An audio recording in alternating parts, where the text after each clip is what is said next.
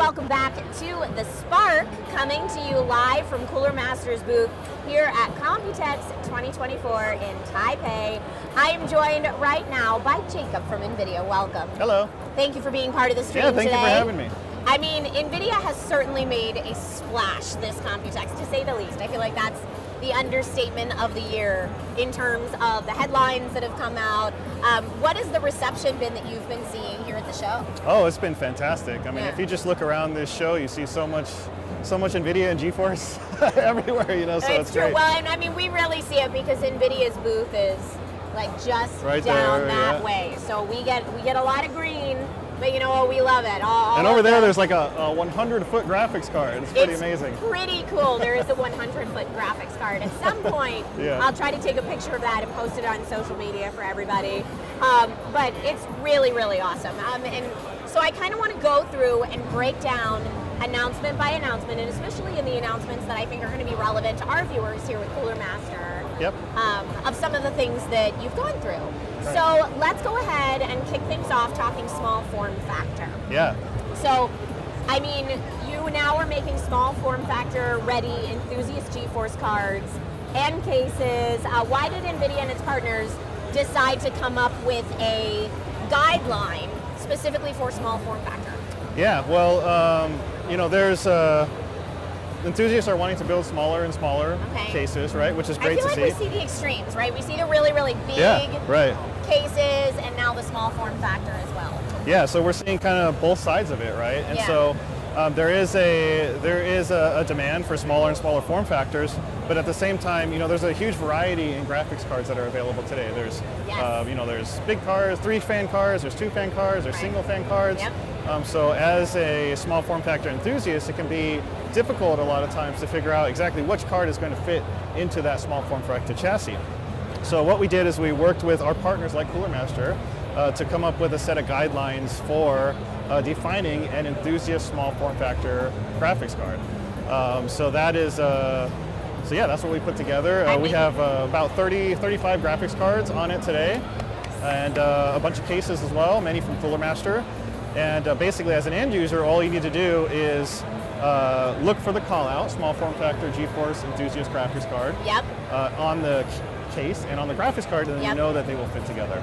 I mean, that's really nice. I feel like for years when we're talking small form factor, that meant different things to different people, and there wasn't really one standard out there for people to know that components would physically fit or work with other components in a build they might be doing. So thank you, Nvidia, for seeing that pain point and coming to our rescue. So what are the specific guidelines to get that SSF or SFF ready later? Right, so let's see, can you guys see this? So this is an RTX 4070 Super. Okay. So for example, on the guidelines, what we are defining is we're defining the maximum length, the maximum height, and also the width. Okay. And so as long as you fall within these dimensions, then you can call it a small form factor GeForce enthusiast ready graphics card. Got it. So there is a lot of 4070s that are available today. There is one 4080 that also works on that. If you're trying to build the ultimate gaming PC, you could find a 4080 that fix it, And we have similar for the chassis, the chassis manufacturers as well, like Cooler Master. You know, we also provided the guidelines to them so that as long as the graphics card can fit into the cavity, then it can be advertised as SFF enthusiast ready. So I love that you brought this to show too, because again, SFF has meant so many different things to different people over the years. We're not talking like Nook size small form factor with this. No, but this is definitely like mini. Right, and that's why we call it enthusiast. The enthusiast program. It's designed for more enthusiast type of builds, you know, very high-end graphics. There's also another factor, going back to the dimensions a little bit, there's another factor that needs to be taken into account as well. So obviously with your graphics card, you have, you know, obviously you have the normal, the length, width, and height, but there's also another important factor, which is the cable. So the cable, you know, when you plug in your power connector, it sticks out a little bit from the graphics card. So that is an important consideration when you're building a case. A lot of times, the graphics card may fit into the case, but the cable won't fit in. Right. And if you bend it too much, that's a problem. Right. So so in our definition that we provide to the manufacturers, we are setting basically 35 millimeters for the cable and also the cable bend radius as well. Great. So yeah, if you have a case and a card that has the call out on it, then it will fit. Yay! Well, again, thank you for streamlining that for all of the enthusiast builders that are trying to do small form factor PCs out there. That's awesome. So moving on to some more new and upcoming NVIDIA technologies, let's talk a little bit about DLSS 3.5 as well as Ray Reconstruction and full ray tracing. Yeah, so DLSS 3.5 is our latest suite of DLSS technologies. It encompasses a bunch of NVIDIA features for GeForce cards, like frame generation, right, which uses AI to actually generate an entire new frame. Right. Super resolution, which actually uses AI to upscale from a lower resolution so you can get much better performance in your games. And DLSS 3.5 introduced a new feature called Ray Reconstruction. Yeah. And Ray Reconstruction is another AI-based tool to help it uses an AI-based denoiser to denoise the ray traced image. So you'll notice in a lot of ray traced or path traced games, sometimes the reflection can look a little grainy, it's maybe slow to update, and that's due to the amount of rays that is being calculated. So with Ray Reconstruction, typically what's done in a ray trace game is the game developer will build a hand-tuned denoiser to try to remove the noise from the reflection and the ray traced image. So with Ray Reconstruction, we're using AI to do that, which is much more efficient, looks much better. So I actually have a few slides here. I think we have a demo we can look at here of that specifically. And I love that normally I put ray tracing on max settings on my games and I'm so impressed. And what I'm hearing you say, Jacob, is no, that's nothing. Look at this. Yeah, so this is an example. This is from Naraka Blade Point. This is Ray Reconstruction off versus Ray Reconstruction on. So you can see it's better to it's doing a better job of calculating basically the bounce from the light. So with ray tracing, it's actually calculating all the light rays from all the different sources. If you look around, I look around this Computex show floor, there's so many lights, and all of these lights are interacting with the different surfaces. So Ray Reconstruction just does a much more accurate job of representing that. And then also here, this is a shot from Portal Prelude, which recently was updated to add Ray Reconstruction. And you can see here the default denoiser, if you look at the image on the left, is having a hard time to basically represent the shadows properly. Yes. Now, it's so interesting because, again, I would look at that image on the left and say, wow, look at this beautiful ray tracing until I see the image on the right, which, as you said, is much more detailed. Yeah. So I mean, it does a much better job of kind of improving the image quality on ray traced images or full ray traced images. And one of the great features about it as well is there's virtually no performance hit as well by enabling it. Which is ridiculous in my mind, because when you're doing real-time ray tracing, which we have to do in video games because we are controlling the protagonist and what's being seen, as we're moving around, that is real-time computing that's happening to give us these details. And so for you to tell me that there's virtually no performance hit, that's incredible. Yeah, I mean, it's the power of AI. Huzzah! Yeah. Well, and that's the conversation around the AI that I'm really most interested in, right? Yeah. Is how can it do some of the heavy lifting in terms of the tools that we use all the time? Right, to make our tools better. Yeah, well, the interesting thing, if you look at a game, back to Ray Reconstruction real quick. We did have an announcement at Computex that Star Wars Outlaws is coming with Ray Reconstruction, so that's very exciting. Woo! We love it. I'm so looking forward to that game, by the way. Yeah, but going back to what we were talking about just now, if you look at a game like Alan Wake 2 or Cyberpunk, for example, those games have full ray tracing, or also known as path tracing, same word, same definition. Basically, 60 FPS would not be possible without DLSS, without frame generation. Alan Wake 2, if you look at Alan Wake 2 on a high-end graphics card, when you enable all these features, it looks amazing. Yes. But without DLSS, without frame gen at 4K, it's like around 20 to 30 FPS. I'm sure. And when you turn on DLSS, you turn on frame gen, you turn on Ray Reconstruction, it's over 100. It's a great gaming experience, and it looks awesome. So it basically would not be possible without all these technologies. Yeah, and I mean, I feel you on that. I do a lot of max settings, ray tracing on high tests on my Twitch stream whenever I can when a new game drops. And if it's stuttering, the very first thing we do is we pull down ray tracing settings. Right.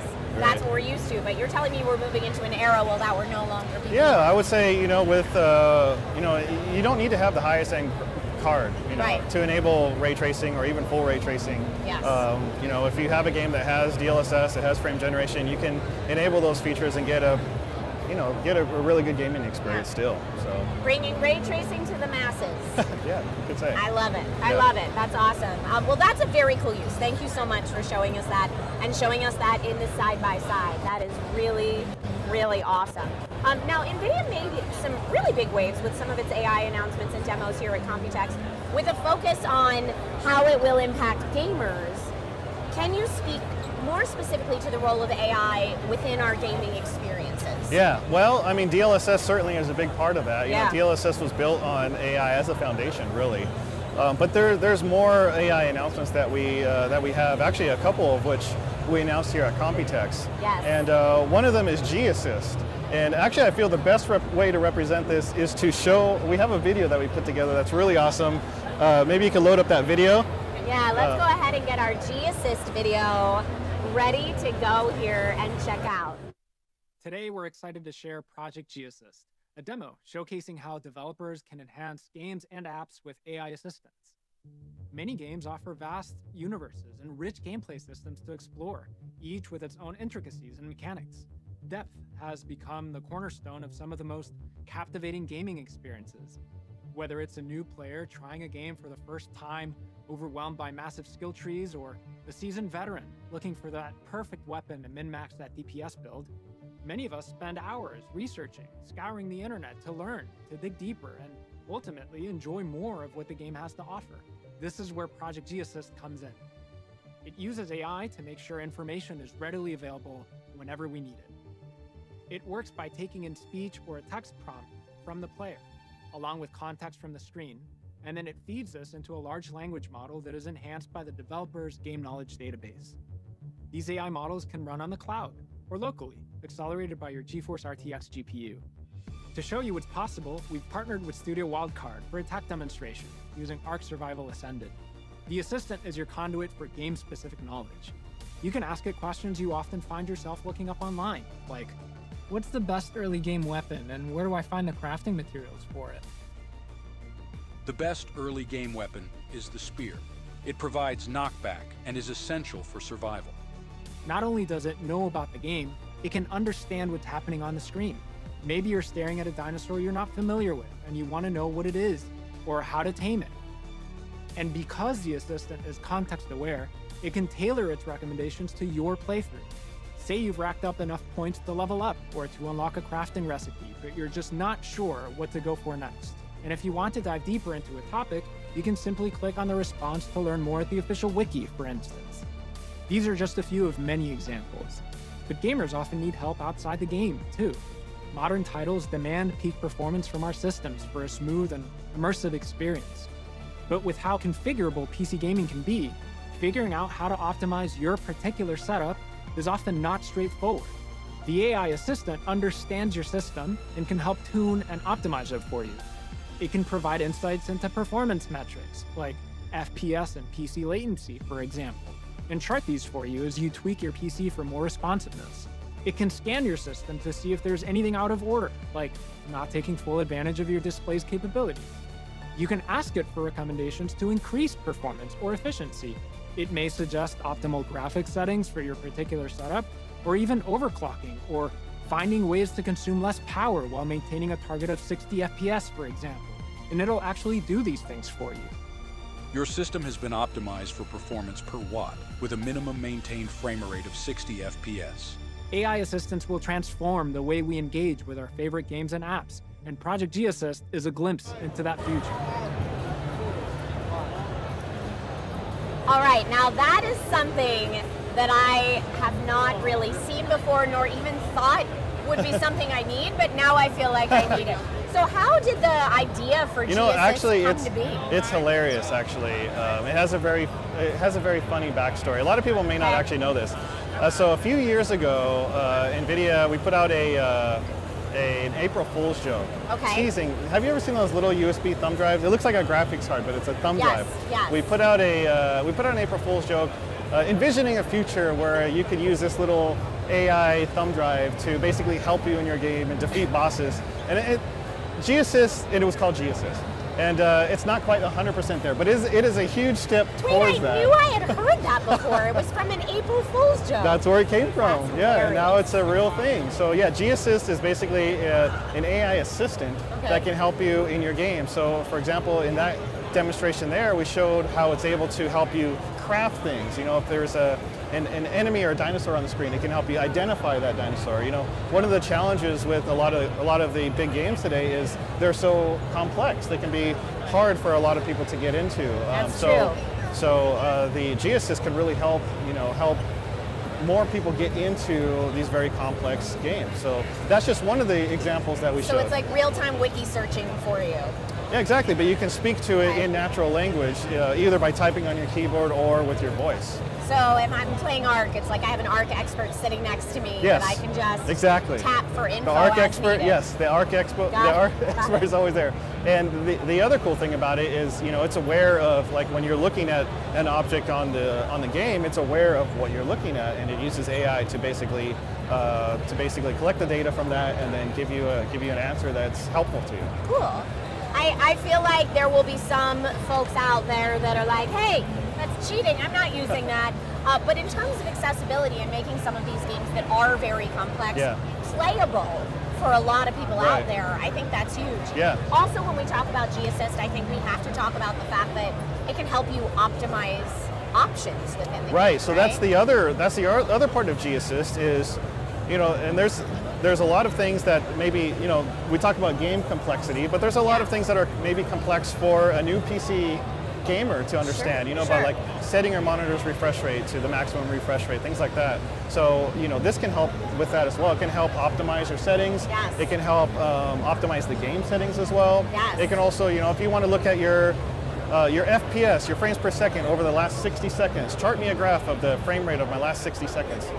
You could just say that and it would do it. You can just, you can just say that and then it'll create a chart for you, which is pretty handy. Correct me if I'm wrong, but you could just ask it something like, hey, why is my game not performing as well as I want it to? Yes, It could give you some some suggestions on things that you can do to maybe improve the performance. Maybe some settings you can disable or system optimization settings. Yeah, so, which again, if you're new to PC gaming, you may not be aware of, wanting to set like, I don't know, a frame rate cap or something like that to match your display. Yeah, and there is a lot of people that are continually getting into PC gaming for the first time, and a lot of this can be pretty overwhelming for them. So I think G-Assist is really a way to help,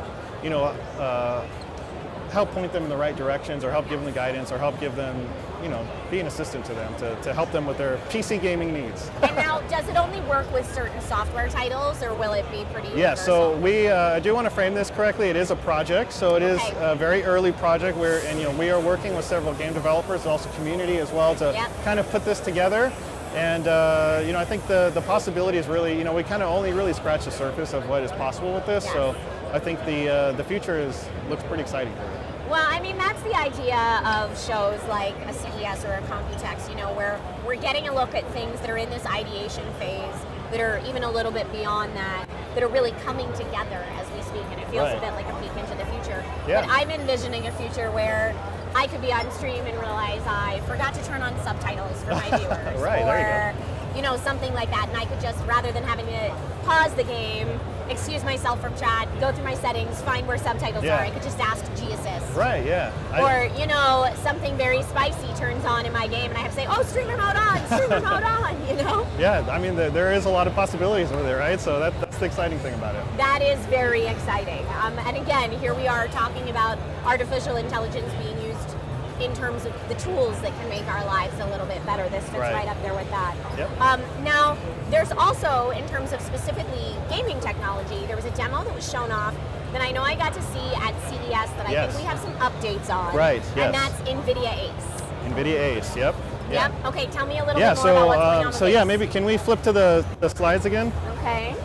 So we do have an ACE update for you. And I'll kind of go over for anybody who's not familiar with ACE, I'll go over some of the basics of it. Yep. Yep. All right, so let's see. Are we waiting to see if Did it come up? our image? Oh, okay. Our monitor's a little bit. It's fine. Okay. All right. So we're at this. Okay. So let's talk a little bit about digital avatars, right? There's digital avatars. digital avatars everywhere in games. You interact with them. So specifically for gaming, if you look at the digital avatars that are today, that we have today, they're pretty shallow, very scripted. Did you make that digital avatar to be me? No, I didn't. Because it kind of looks like me. It kind of does, yeah. At least I didn't make this slide, so maybe it was. I'm not sure. Maybe. I'll ponytail it for the next stream. But yeah, I mean, you're correct. The digital avatars leave a bit to be desired. Yeah. They're pretty, they're not very complex today. No. So Nvidia ACE is our new technology to help make the digital avatars feel more human. You can interact with them in a more human way. So for example, with ACE, we're taking the user's input, so we talk into the mic, and then it's using Riva automatic speech recognition to basically receive your voice, and then it translates that using the Neurotron LLM, so it generates a response based on what you're saying or typing. So it gets the response to you, and then it uses Riva text-to-speech to basically take that text and then translate it to speech in the game. And then it uses audio to face. Obviously, these are not pre-scripted, so there is no facial animations for these. So the facial animations, the game or the demo has no idea what the avatar is going to say. Neither do we. So it needs to basically do that in real time, and that's audio to face. Okay. And that is actually done either in the cloud or on the PC locally. It can be done either way. And we are using, so to do this, we're using the in-world backend. So the backend, a lot of people think like, oh, you click a button, then an NPC appears in the game. But actually, it's very complex to create these characters. If you think about it, if you have a digital NPC in a game, this NPC has an entire story, right? They had a whole life. They grew up somewhere. They have friends. They have hobbies. All this stuff. Yes. So this all needs to be built into the character's backstory. So you can see that's actually just like a quarter of it, basically. You have to essentially write an entire story about this character. So that would be someone in games narration writing this entire backstory? Right, yeah. Someone within the game studio that would be basically creating an entire story for this character. If we ask the character, where did you go to school? They obviously need to have an answer for that. So we're creating an entire profile for this character. You can also set things like their personality, are they, how nice are they? Things like right that. now I'm thinking very Sims, where we're like, all right, they're romantic, they like books, and Yeah, exactly. Okay, So, all right. All right, so can we flip off the slides now? All right. All right, so we're gonna go to our demo here. I do want to preface it by saying we are at Computex. There's a lot of things going on, and it is an early tech demo, so I just want to... Well, it's a really cool tech demo, and yes, again, just to give the caveat that we are here at Computex, there are a lot of signals flying in many different directions. Our wireless is spotty, as is everyone's here, as we're all competing for the same wireless network. So we'll see how this goes. We are doing it live, but we're going to do our best to bring this demo to you so that you can see it in action, hopefully. All the fingers crossed. Okay, you can flip back to the game. All right, so this is Covert Protocol, so it is a tech demo. So this is it's not a game. It is a tech demo that we put together that basically can show the possibilities. What is possible? Are you seeing that? Okay, yeah. All right, so let me go ahead and start this. I'm going to give you kind of a little introduction. You are actually playing a character in this story. Okay. So it's going to give you a little introduction first, so we'll show that first. This is a technical demonstration designed to showcase certain AI NPC functionalities through a focused vertical slice. While not a complete game, this demo offers a limited but illustrative experience of AI NPC's capabilities. In this demo, you assume the role of Detective Marcus Pierce. Your objective is to uncover the hotel room number of Martin Davis, a corrupt business executive. Upon starting the game, you'll meet James, the hotel bellboy. Engage with him to begin your investigation and take time to explore the surroundings. Here, you will also encounter Diego Menendez, a business partner of Martin Davis. Interacting with Diego is essential to achieve your goal. All right, so hopefully that, yeah. So in this demo, you are playing as a detective. Your name is Marcus Pierce. Okay. And your goal is to find the hotel room number for somebody named Martin Davis, who Okay. in this story is a corrupt business executive. Ah. And so your goal is to basically find his room number. So Okay. you can do that by, I mean, can we just talk about the reflections on the shiny floor? yes, you can talk about anything. Yes, fully ray That's tracing. where my eye goes first thing. Yeah, check out these fully Beautiful. ray Look traced at those reflections. shiny floors as we move around. All right, so we can go up to here. This is Welcome to Hotel James, Walk, by sir. the way. Oh, hello, James. And we can talk to him. So we can say, I mean, you can basically ask him anything. Well, you know? chat, if you have any special requests that we should ask James, So- please let us know. And So we will can try start to by do that maybe here. asking Martin Davis's room number. So we can say, Oh, right off the bat. yeah, maybe he'll give it to us. Probably not. Can you tell me what Martin Lane's room number is? Sorry, sir. Privacy policy so forbids me from We sharing weren't able personal to, he's information. not able But I do to tell have a funny us. story about a guest who accidentally walked into the wrong room Oh. and ended up in an awkward situation with a celebrity. Okay, hold to talk. All right. Oh, you want to say something? Okay, you ready? Tell me more. I want to hear this story. That's perfect. Oops. Well, let's just say that the cocktail Oh, he boy. had So again, this, bought beforehand so played a role in his confusion. But don't worry, sir. Our bartenders are top notch and won't mix up your orders. So again, like I said, all of these characters, they have entire backstories. So for example, Okay. this character here, James, he loves to make drinks. So he knows all about Okay. drinks. So that's why he started talking about drinks, because that's Right he's- into the he's cocktails. He's a drink enthusiast, you could That's say. what he likes. Yep. All right, Yoshi in chat wants to know if James can explain the hotel's privacy policy to us. Okay, you want to try? Yeah. So what exactly is this hotel's privacy policy? Oh, it's nothing too complicated. Just a way to keep things interesting for our staff members. Makes for some great stories to tell during bathroom Okay, breaks so- that we never get to take. So this goes into another part of his story. So Wow, in I'm this story, Yeah. James is incredibly busy. So you can notice all of the luggage around him. So Yes. in his story, he hasn't had time to even take a bathroom break because Poor it's so guy. busy in this. Yes, in the story. All right, so we can move on. We can move on in here. So there's a few other characters that we can interact with. Okay. There's another. There's another character here. His name's Jason. This guy is, he likes to tell jokes. So you can ask him to tell you a Oh, joke. wow. Or, I mean, you can really ask him anything, but, you All know. right, Nuru in chat says, what's the hotel Wi-Fi password? You want to ask? Thing. Excuse me, sir, do you know this hotel's Wi-Fi password? Oh, hello there. Welcome to Hotel Wabber. We're glad to have you here. The BioFuture Horizon Conference representative. I can provide you He with likes conference jokes. information likes and maybe jokes. some cheesy jokes too. Hotel's front desk manager, Sylvia, Ah, will be the best okay, person there to it ask is. for the We gotta Wi-Fi go talk to password. Sophia for the Have you Wi-Fi checked out the password. conference schedule yet? So It's going to so be he's an asking exciting us event. To check the front desk. So this is the front desk. Hello, sir. Is So there we any... can ask her again for Martin Davis's room number if you want to try. What's your Wi-Fi password at this hotel? Our Wi-Fi password is exclusively provided to our guests We upon haven't checked in check-in. yet. Yeah, we're not a real Help guest any other yet. inquiries? May I help you with any other inquiries? This would probably be best for our last person, but Karabanog wants to know a dad joke. Let's see if she's got any. Do you know any dad jokes?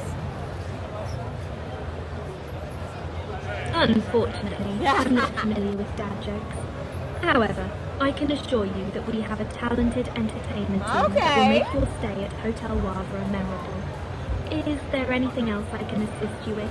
So that's the really kind of interesting, cool thing about this demo is, you know, all of these characters, they all have different personalities. Yes. So Sophia here, she is she's very like, she follows the corporate, Sure. she doesn't like to have fun, it seems like, in her job here. So, if you talk to any of the other... She's had a bad day. Maybe guess she so. just had a breakup. Yeah, I Who don't know. knows? But like if you talk to him or James in the front, they are kind of like more lighthearted. They Okay. may joke around, things like that. So each of these is crafted by basically the developers to Yes. how they want these characters to react. So I guess we can try to continue our objective. So, I mean, how much of the backstory do the developers have to feed into this in order to get this really lifelike NPC conversation? Yeah, well, I mean, you know, like I was saying before, all of these characters have a really extensive background about, you know, like if you were to ask Sophia, like, where did she go to school? You know, she would be able to tell you where she went to school, who her friends with, what are her favorite things to eat, what does she like to do, you know, outside of work, you know, things like that, because it was all written into her backstory. Right, so it's just kind of it's changing the process from scripting out specific lines to scripting out a full backstory. Right, exactly. Okay, got it. Yeah, so we can ask her here. Hello, can you tell me Martin Davis's room number? I'm sorry, but I'm unable to disclose. All right, we lost She him. can't give it to us. Okay. That's what, you know what she said? You have privacy issues, that we got to shut the whole thing down. Get out of here with your nosy All right, well, like I said, Trying it is to a find- tech demo. We are in the middle of is. Computex, so let's That's load it what up we're again. doing here today. I think that was a great point for her to completely shut down our nosy business. Yeah. This is a technical She shut down our demonstration nosy designed to business. showcase all right, certain awesome. AI. Thank you so much for showcasing that tool to us. That's really cool. Is Well, I there think- anything else yeah, in I the think- ACE demo you still want to show us? Yeah, I think we can go great. back to it real quick. Yeah. Is it up there? Let's see. Yep, we've got it here. All right, so we can go back. Hello, Let's try sir. again. Is there anything I could assist you with? Hey, you can ask her what is Martin Davis's room number. What is Martin Davis's room number? I am supposed to meet him. I apologize, but I am not at liberty to give out room information. Okay, so she's not going to give me the However, room Yeah, number. no, I she's can arrange not. for a message So to be you know, like I delivered said, to you this is actually a vertical slice of what a game could potentially look like. Okay. So we have one more character over here. If we go talk to him, and this is Martin's business partner. That must be Diego. Oh. So his name's Diego. So you can talk to him and perhaps ask him for Martin's room number. Hello, Diego. Good to see you again. You remember me, right? Yes, I remember you. Okay. He says he remembers us. It might be a lie. That's all. Yeah, that's all he wants to say. So, Okay. so right now he is very busy. He's a man of few words. Yes, he's Martin's business Need to partner. find a He's way to working blend on, in. Conference you know, attendee style. he's Might a just do the presenter trick. at this conference. So he's really busy right now, and he's actually in the story. I'll kind of, you know, you can poke around, but I'll kind of spoil it a little bit. Okay. He's very preoccupied with his line of work right now, so he doesn't really want to pay attention to you. So, what you need to do. This is spoiler alert. Yeah, we're getting a walkthrough right here. I'm not even needing to sleuth around. So if you go back here, and again, this is all stuff that would happen like if you were playing a game, for example, Sure. by looking around and finding clues. So what you're looking for is this right here. This is a conference badge, okay? So we take the conference badge. This disguise suits me just All fine. right, so now we have the conference badge.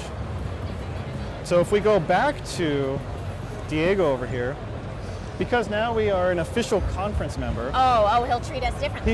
he pays a little bit more attention to I us. see. Diego Menendez, heard a lot about you. I'm Alex Miller, here for the BioFuture Horizon. Really psyched about your keynote. Alex Miller, huh? Thought you were one of those tourists who can't resist striking up conversations with anyone in the Rude. lobby. You see, Diego. I've got a lot on my plate prepping for tomorrow's keynote with Martin Davis. Okay. I'm running way behind on my part. So, Alex, what did you So want? again, he's still pretty Unless busy. this is He's not something going to give you the urgent. room number I even really if you need to tried. get back to Okay. the speech. He wants to get back to his speech. So throughout talking to him, you know, as you kind of talk to him more, you will find out that he's actually quite concerned about getting into his room on time. Because the rooms are all delayed. Yes. So if you say something that will get him to talk to the front desk, I see. that might trigger the next step in this game. So you can say, why don't you say something like, "Hey, I heard from the front desk that your room is flooded," or something. Oh, There's so okay. many different ways you can do it, Wow. but that's one of the ways. All right, chat. What should we tell him happened with his room? Let me know what disaster happened in this gentleman's room. That's just one. There's basically an infinite ways to trigger this, but that's one of the ways. Agent Dave says his room caught fire. All right, you want to try? I'm so sorry. I heard that your room caught fire. You might want to go talk to the front desk. Wait, what? My room caught fire? That's news to me.